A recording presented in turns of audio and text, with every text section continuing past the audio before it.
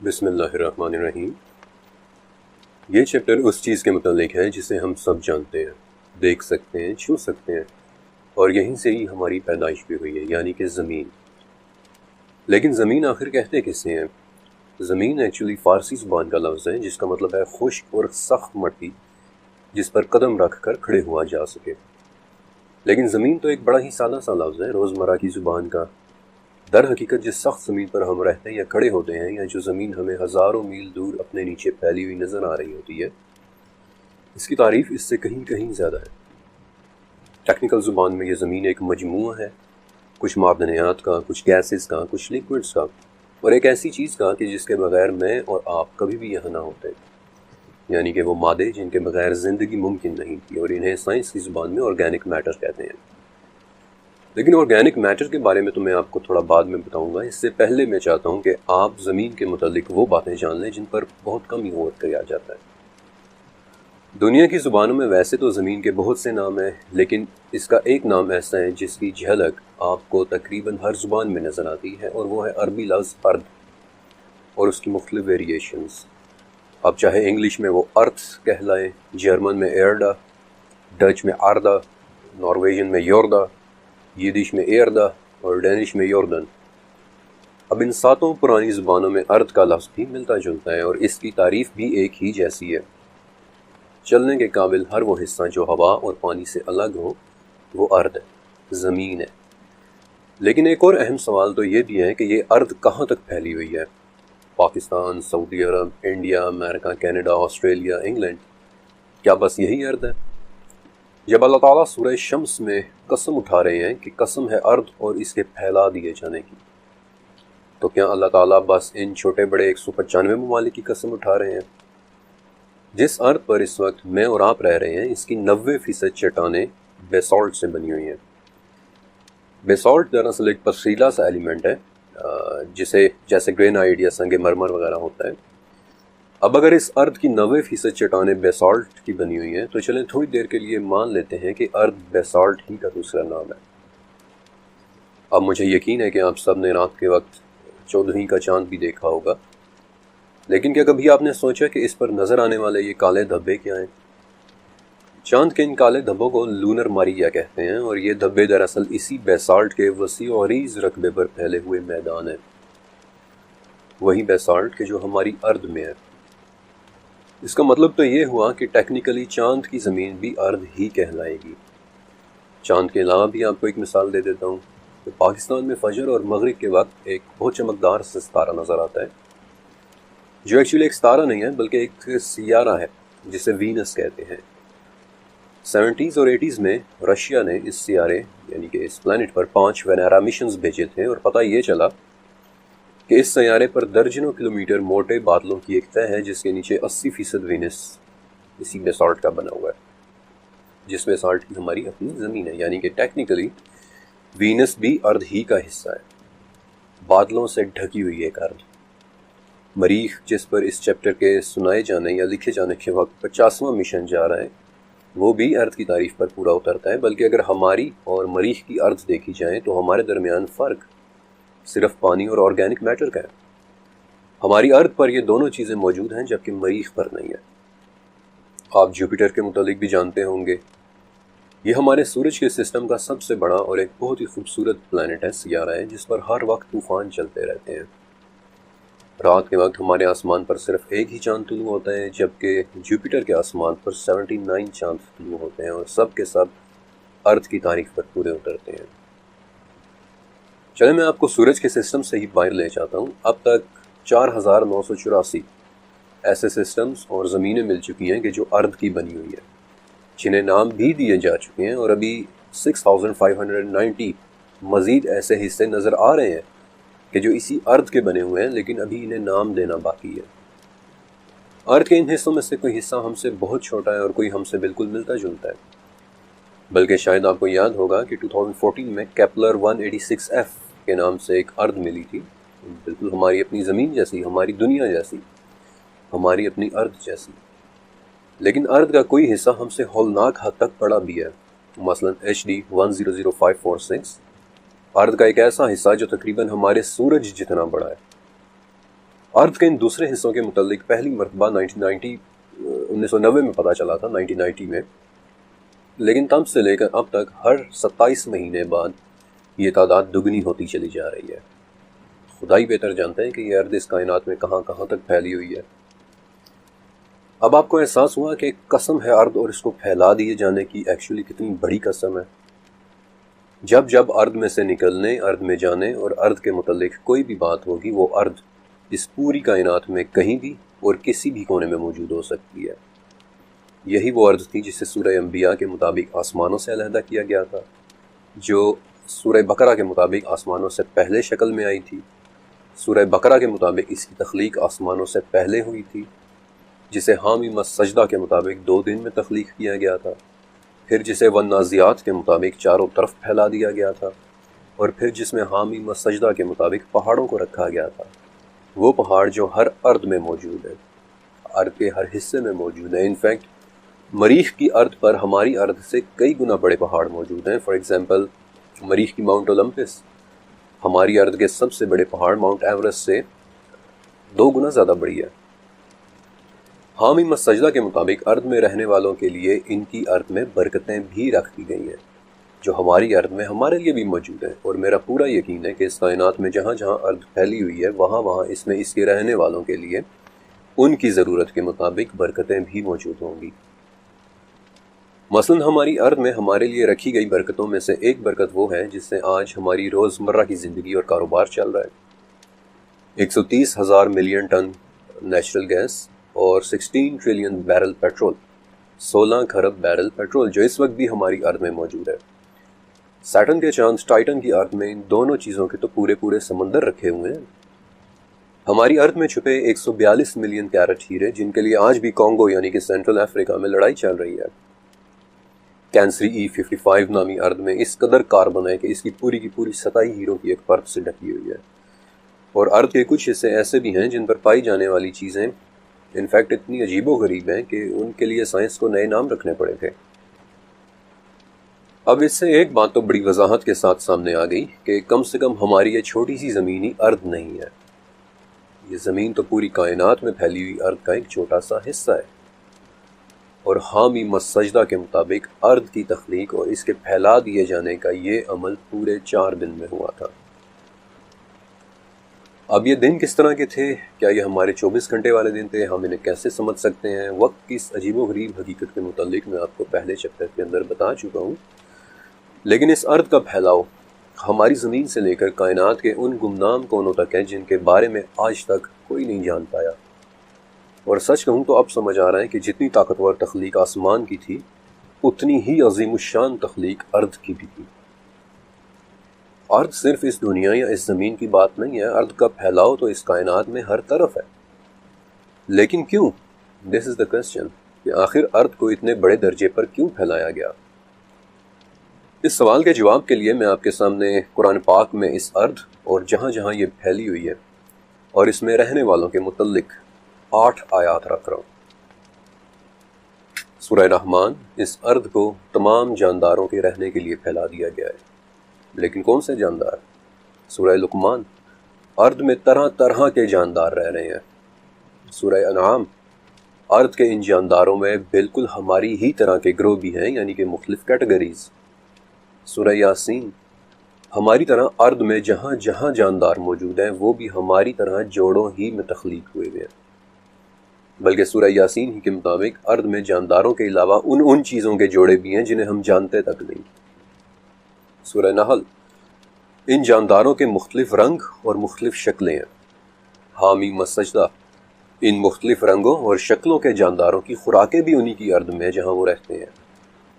یاسین، اس خوراک میں بھی ہر چیز کے جوڑے ہیں، چاہے وہ اس ارد سے ہی اگی ہوئی کیوں نہ ہو۔ اور سورہ ہود کے مطابق وہ خوراکیں کہاں ہیں، وہ ان جانداروں تک کس طرح پہنچتی ہیں اور وہ کس مقام میں رکھی گئی ہیں، یہ سب دیکھنا اسی کے ذمہ ہے جس نے اس ارد کو اور اس میں رہنے والوں کو بنایا ہے، یعنی کہ اللہ رب العزت۔ سورہ شورا، جانداروں کا پوری کائنات میں پھیلی اتنی بڑی ارد میں اس طرح پھیلا دیا جانا رب تعالیٰ کی نشانیوں میں سے ایک ہے۔ سورہ آل عمران، ارد کے رہنے والے تمام جاندار چاہیں یا نہ چاہیں اللہ ہی کے زیر حکم ہے۔ سورہ فتح میں تو 2 مرتبہ آیا ہے کہ ہم اور ارض میں رہنے والے تمام جاندار، چاہے وہ ہماری ارض میں ہوں چاہے ارض کے کسی دور دراز کے حصے میں، وہ اللہ ہی کے لیے ہیں۔ سورہ حشر اور سورہ حدید کہ ارض میں رہنے والے سبھی اللہ کی تسبیح اور پاکی بیان کر رہے ہیں، اور سورہ اسراء کے مطابق ان جانداروں کی تسبیحات ہم سمجھ بھی نہیں سکیں گے۔ شاید اب آپ احساس کر پائیں کہ ارض کا کانسیپٹ کس قدر عظیم ہے۔ یہ صرف ہماری دنیا کی بات نہیں ہے، اللہ ہی جانتا ہے کہ یہ ارض کہاں کہاں تک پھیلی ہوئی ہے، اور اس میں رہنے والے جاندار کائنات کے کس کس کونے میں موجود ہیں، اور وہ کس کس تعداد میں ہیں، کیونکہ سورہ مدثر کے مطابق اللہ کے لشکروں کو سوائے اللہ کے اور کوئی بھی نہیں جانتا۔ اور سورہ نحل کے مطابق وہ بہت سی ایسی چیزیں بھی پیدا کرتا ہے جن کا ہمیں کچھ پتہ نہیں، لیکن سورہ شورى کے مطابق اللہ جب چاہے انہیں جمع بھی کر سکتا ہے۔ اگر آپ نے اب تک غور سے سنا ہے تو اس سے زیادہ واضح اور کیا ثبوت ہوگا کہ انسان کے علاوہ بھی کئی طرح کی مخلوقات ارض میں موجود ہیں۔ فرق صرف ارض کے لفظ کو سمجھنے کا ہے۔ جو کچھ بھی میں نے ابھی آپ کو بتایا وہ سب قرآنی آیات سے ہے۔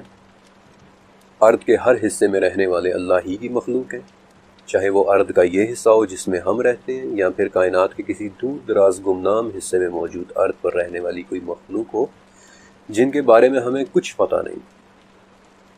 وہ سب بھی ہماری طرح خوشی یا ناخوشی، چاہتے یا نہ چاہتے اللہ ہی کے زیر حکم ہے۔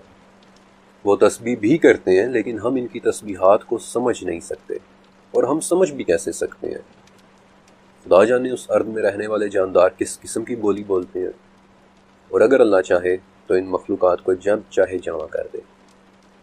اور سچ کہوں تو میری ریسرچ مجھے بتاتی ہے کہ ایسا ہونا ضرور ہے۔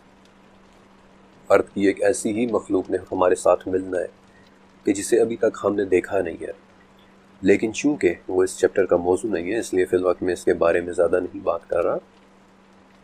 اس چیپٹر کا موضوع ہے ارض کا وہ حصہ جسے ہم پلانٹ ارتھ کہتے ہیں، ہمارا گھر، یہ دنیا، ہمارا یہ نیلا سیارہ، ہماری پیاری سی نیلی دنیا، the blue marble۔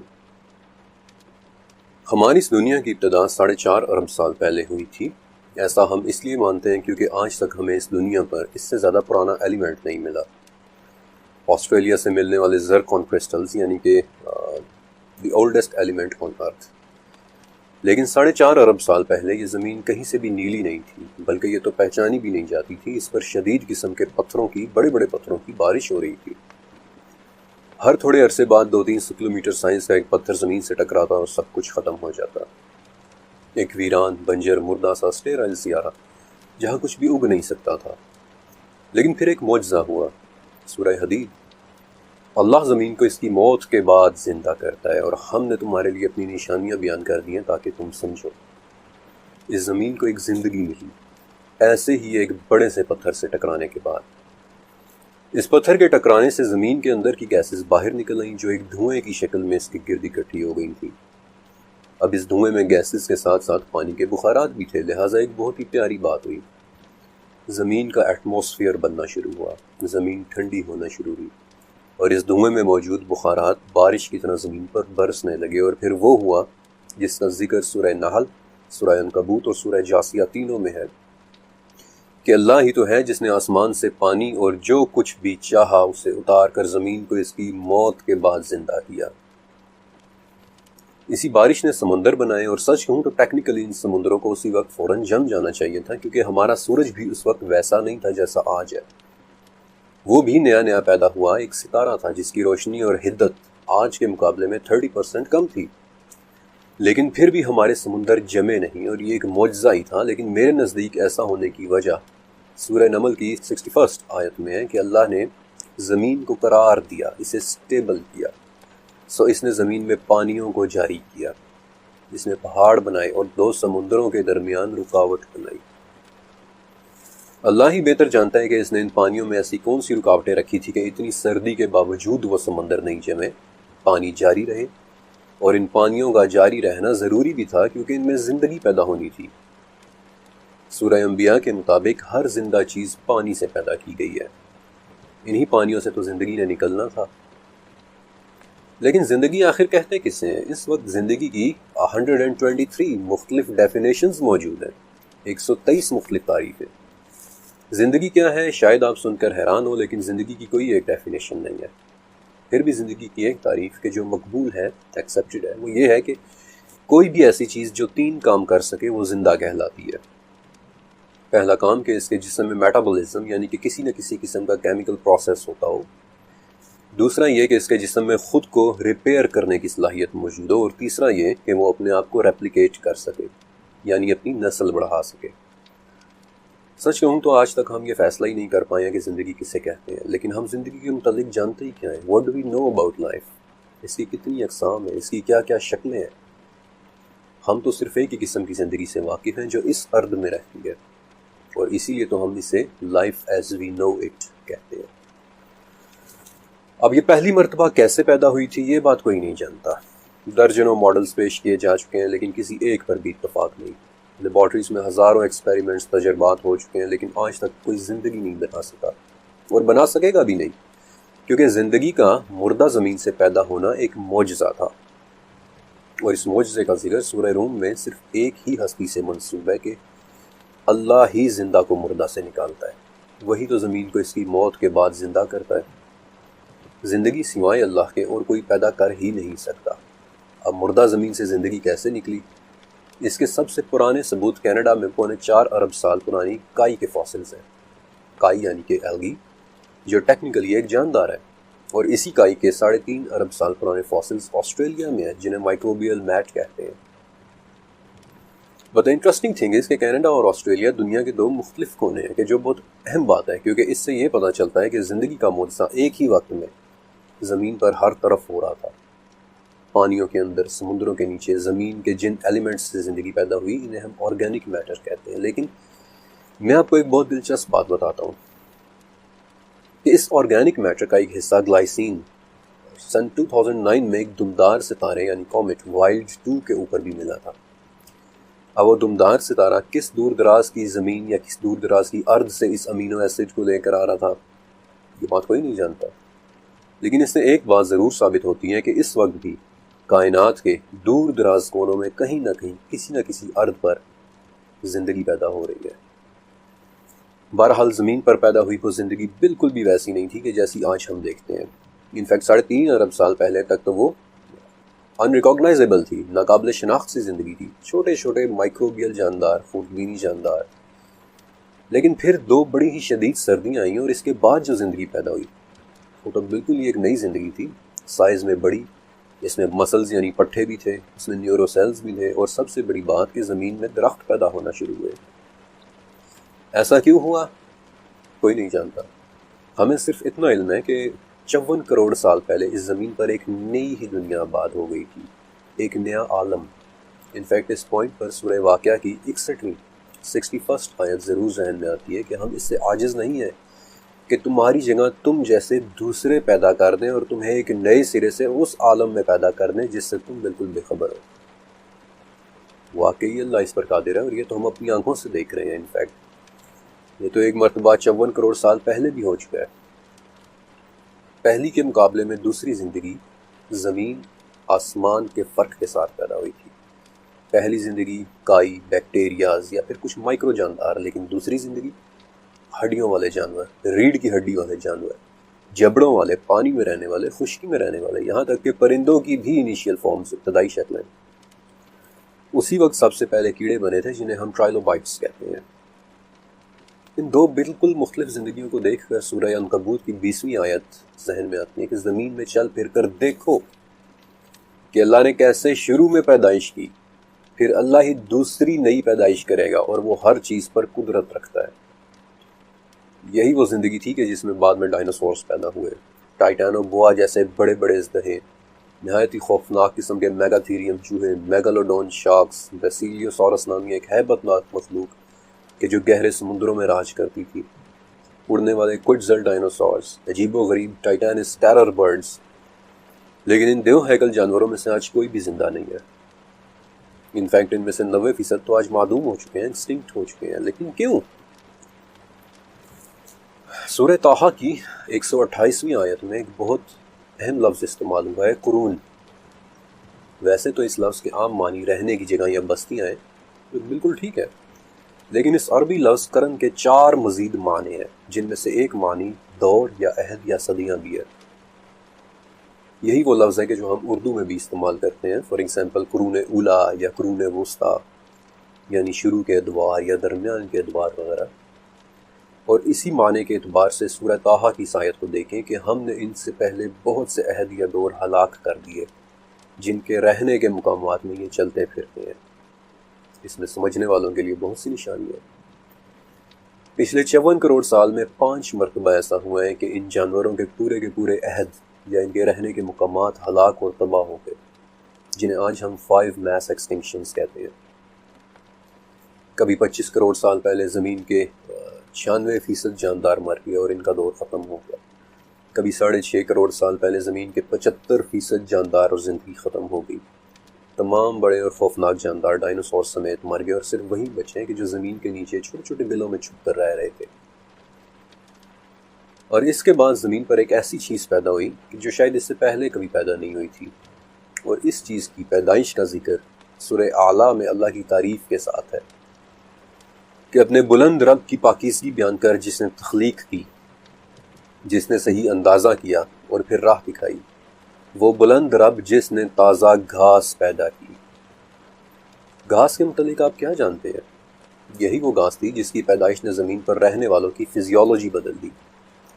اگر گھاس نہ ہوتی تو آج بھی اس زمین کے اوپر ڈائنوسورز دندناتے پھر رہے ہوتے، لیکن اس گھاس کی پیدائش کے بعد گوشت خوروں کا عہد ختم ہو گیا اور زمین کے نیچے چھپے چھوٹے چھوٹے جانور باہر نکل آئے، اور گھاس کی فراوانی سے ان کے سائز بڑے ہوتے گئے اور زمین پر فرسٹ میملز وجود میں آ گئے۔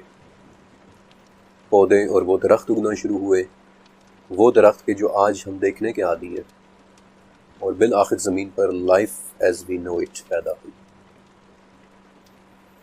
لیکن ارد کے بارے میں ایک بہت ہی پراسرار سی آیت سورہ طلاق میں ہے کہ اللہ وہ ہے جس نے 7 آسمان بنائے اور انہی کی طرح زمینیں بھی، اور اس کا حکم ان کے درمیان اترتا ہے۔ یہ وہ آیت ہے جس سے ایک سے زیادہ ارد یا 7 زمینوں کا کانسیپٹ پیدا ہوا تھا، اور ان زمینوں کی تعداد آپ صلی اللہ علیہ وسلم کی اس حدیث سے لی جاتی ہے کہ جس نے ظلم سے ایک بالشت زمین بھی لی تو قیامت کے دن اسے 7 زمینوں تک دھسایا جائے گا، یا 7 زمینوں کا توق اس کے گلے میں ڈالا جائے گا۔ اور اس حدیث میں بڑی وضاحت کے ساتھ 7 اردین کے الفاظ ہیں، یعنی کہ 7 ارد، 7 زمینیں۔ اور یہ 7 زمینیں کیسی ہیں؟ اس کا جواب شاید کوئی انسان نہ دے سکے، کیونکہ ہم صرف ایک ہی ارد کو جانتے ہیں، بالکل ویسے ہی کہ جیسے ہم زندگی کی صرف ایک ہی قسم کو جانتے ہیں۔ جس ارد کو ہم جانتے ہیں وہ اس کائنات میں دور دور تک پھیلی ہوئی ہے، اس کے پھیلاؤ کی عظمت بھی آسمانوں کے پھیلاؤ جیسی ہے۔ لیکن اگر واقعی 7 زمینیں ہیں تو وہ ہیں کہاں؟ انفیکٹ ایسا ہی ایک سوال ایک رومن بادشاہ نے بھی پوچھا تھا۔ نبی کریم صلی اللہ علیہ وآلہ وسلم کے زمانے میں رومن امپائر، جو ٹیکنیکلی بیزنٹین امپائر تھی، اس کے بادشاہ کا نام ہیراکلیوس تھا، جسے عربی میں ہرکل کہتے ہیں۔ اس نے نبی صلی اللہ علیہ وآلہ وسلم کی خدمت میں اعتراض کے طور پر ایک خط لکھا تھا کہ آپ مجھے اس جنت کی طرف بلا رہے ہیں جس کی چوڑائی آسمان اور زمین کے برابر ہے، تو پھر یہ بتائیں کہ ایسے میں جہنم کہاں گئی؟ اس پر آپ صلی اللہ علیہ وآلہ وسلم نے جواب بھجوایا کہ سبحان اللہ، جب دن آتا ہے تو رات کہاں چلی جاتی ہے؟ اس جواب پر ہیراکلیوس کے دربار میں موجود یہودیوں پر خاموشی چھا گئی تھی، لیکن پھر بھی وہ اپنی ڈھٹائی میں بولے کہ ضرور آپ نے یہ بات توریت سے لی ہوگی۔ اس مقام پر میں حضرت ابن عباس رضی اللہ تعالیٰ عنہ کا ذکر کرنا چاہوں گا کہ ابن عباس ایک ایسے صحابی تھے جن کے متعلق بخاری اور مسند احمد میں ایک بہت اہم حدیث ہے کہ نبی کریم صلی اللہ علیہ وسلم نے ابن عباس کو اپنے سینے سے لگایا اور ان کے لیے دعا کی کہ اے اللہ، ابن عباس کو حکمت اور تفسیر کا علم عطا فرما، یعنی کہ ابن عباس کے علم اور ان کی تفسیر کے لیے آپ صلی اللہ علیہ وآلہ وسلم کی خصوصی دعا تھی۔ اب انہی ابن عباس سے ایک شخص نے 7 زمینوں کے متعلق پوچھا تھا، جس پر انہوں نے کہا تھا کہ اگر میں اس کی تفسیر کو تمہارے سامنے بیان کروں تو تم مانو گے ہی نہیں، اور نہ ماننے کا مطلب اسے جھوٹا جاننا ہے۔ امام بہقی کی کتاب الاسماء والصفات میں ابن عباس کا ایک قول ہے کہ 7 زمینیں ان میں سے ہر ایک میں ایک نبی ہے کہ جس طرح سے تمہارے نبی ہیں، آدم کی طرح کے آدم ہیں، نوح کی طرح کے نوح ہیں، ابراہیم کی طرح کے ابراہیم ہیں، عیسیٰ کی طرح کے عیسیٰ ہیں، اور یہ بات ذہن میں رکھیے گا کہ یہ وہ صحابی تھے جن کے علم اور تفسیر کے لیے نبی کریم صلی اللہ علیہ وسلم نے دعا کی تھی۔ سچ کہوں تو 7 ارض کا 7 زمینوں کا کانسیپٹ اس قدر وسیع ہے کہ شاید اسے ہم پوری طرح سے سمجھ ہی نہ پائیں۔ ہم آج تک صرف اپنی ہی ارض کو نہیں جان پائے۔ ہماری ارض تو دور، ہم اپنی اس چھوٹی سی نیلی دنیا کو ہی مکمل ایکسپلور نہیں کر پائے۔ آج بھی زمین کا 65% حصہ ان ایکسپلورڈ ہے، جن میں سے زیادہ تر حصہ سمندروں سے ڈھکا ہوا ہے۔ لیکن میں اتنا ضرور کہوں گا کہ جیسے میں نے آپ کو پہلے چیپٹر میں 7 آسمانوں کے بارے میں بتایا تھا کہ ہر آسمان کی کمپوزیشن مختلف ہے، یعنی کہ کوئی آسمان پانی کا بنا ہوا ہے، کوئی سونے کا، اور کوئی ایسی روشنی کا جسے ہم سمجھ ہی نہیں سکتے، ویسے یقیناً ہر زمین کی کمپوزیشن بھی مختلف ہوگی۔ وہ ہماری ارض سے بالکل مختلف قسم کی کوئی ارض ہوگی، کیونکہ سورہ طلاق کی اس آیت میں ان ہی آسمانوں کی طرح کی زمینوں کا لفظ ہے۔ کون جانتا ہے کہ وہ دوسری ارض کس مٹیریل سے بنی ہوگی؟ میں آپ کو ایک مثال بھی دیتا ہوں۔ عبداللہ بن ابی دنیا جو 8ویں صدی کے ایک عراقی اسکالر تھے، ان کا ایک قول ہے کہ مغرب کی طرف ایک زمین ہے، اس کی سفیدی اس کا نور ہے، وہاں اللہ کی ایک مخلوق رہتی ہے کہ جس نے کبھی ایک لمحے کے لیے بھی اس کی نافرمانی نہیں کی۔ لوگوں نے پوچھا کہ کیا ان میں شیطان ہے؟ آپ نے کہا کہ انہیں یہ علم نہیں کہ شیطان پیدا بھی کیا گیا ہے یا نہیں۔ لوگوں نے پوچھا کہ کیا وہ انسان ہے؟ آپ نے فرمایا کہ انہیں آدم کی پیدائش بھی نہیں۔ اب اس روایت کی صحت کے متعلق بحث کی جا سکتی ہے، لیکن صرف 1 منٹ کے لیے سوچئے کہ کیا یہ ناممکن ہے؟ Is it impossible؟ ویسے تو قرآن پاک میں کم سے کم 7 مرتبہ اللہ تعالیٰ کی ایک صفت خالق کا ذکر ہے، لیکن سورہ ہجر میں اللہ تعالیٰ کی ایک صفت خلاق کا بھی ذکر ہے۔ عربی زبان میں خالق اور خلاق میں بڑا فرق ہوتا ہے۔ خالق کہتے ہیں کسی چیز کے بنانے والے کو، لیکن خلاق کہتے ہیں کسی چیز کے اوریجنیٹر کو، جس نے وہ چیز فرسٹ ٹائم پہلی مرتبہ بنائی ہو، جو بناتا ہی چلا جا رہا ہو۔ اور سورہ غافر کے مطابق آسمانوں اور زمین کا تخلیق کرنا تو انسان کی تخلیق سے بہت ہی بڑا کام ہے۔ تو کیا اتنے بڑے پیمانے پر تخلیق کرنے والے خلاق کے لیے کوئی دوسری مخلوق پیدا کرنا کیا کچھ مشکل ہے؟ اتنے عظیم الشان پیمانے پر بنے یہ 7 آسمان اور 7 زمینیں، دونوں کی اللہ تعالیٰ نے سورہ شمس میں قسمیں بھی اٹھائی ہیں، اور یہ تمام آسمان اور جو کچھ ان کے درمیان ہے وہ اللہ کی کرسی کے مقابلے میں ایسے ہیں کہ جیسے صحرا میں پڑی ہوئی کوئی انگوٹھی، اور کرسی عرش کے مقابلے میں ایسے ہیں کہ جیسے صحرا میں پڑی کوئی انگوٹھی۔ یہ پیمانے اس قدر عظیم ہیں کہ نہ میں آپ کو سمجھا سکتا ہوں اور نہ ہی آپ سمجھ سکتے ہیں، لیکن انہیں تصور کر کے ایک لفظ کا مطلب ضرور سمجھ میں آ جاتا ہے: اللہ اکبر، اللہ بہت بڑا ہے۔